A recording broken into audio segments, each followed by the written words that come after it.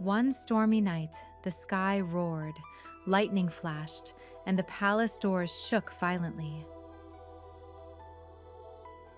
Who could be out in this terrible weather? Your Majesty, someone is at the gate. The queen opened the door, and there stood a girl, soaked from head to toe. Pardon me. I am Princess Alara. I lost my way in the storm. May I rest here tonight? Of course. Please come inside. You are a princess?